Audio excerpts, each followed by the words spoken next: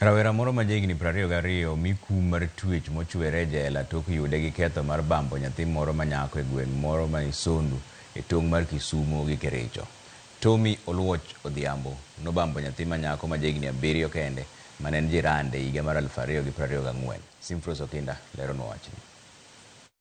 E doho ma Kericho, mudho mandiwo kwako ngima rawerano ma jahigni 22 kod anyuola mare tok doho yude kod ketho mar bambo kendo rocho ratich nyathi moro manyako ma jahigni 7. Jang'ad bura Clea Odunga ochiwo kum mar twech mochwere e jela ne Tommy Oluoch Odhiambo e wi ne bambo nyathino dwe mar 12 higa mar 2024. The circumstances of this case are that the offense was violent in nature and the victim to date continues to suffer from the aftermath of that offense. In the circumstances, the court finds the accused deserves the penalty imposed under 8.2, Section 8.2, I beg your pardon.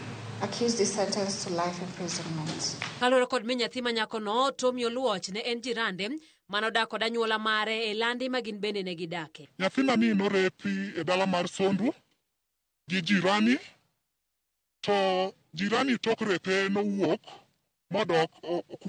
modhi dalagi, ma bang'e tarik 26 ne wayude, ne wamake matere station ma Sondu. Oterore godo mobambo nyathi ma nyathi okethore. Kama ne nyawadgi ne nyalo yudo pesa ne onge. Mage fiano ne nyarani ni ani gin gi pesa, dalagi nigi pesa, onge gima wabiro timo. To Nyasaye mar loch mar polo ne wapo kwamake mwabe ne wayude. Miyono mani kod lit e chunye wacho ni kaka anyuola gisekale matek e thiedho nyathino manowito remo mathoth komedore kod akweda e kind oganda. Wachni nomiyo biashacha odok chien kaluwore gi thieth mancha thiedho godo nyathi.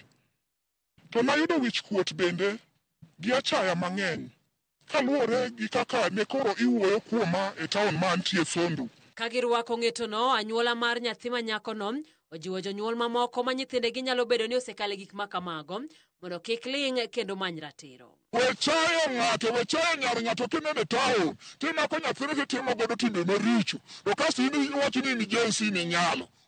Nyasache loch nitie nobiro tweyi kaka koro tweyo kijanani e jela higni maisa moko chako wuogi. Motelo ne ma, Tommy nokwedo ketho makamano.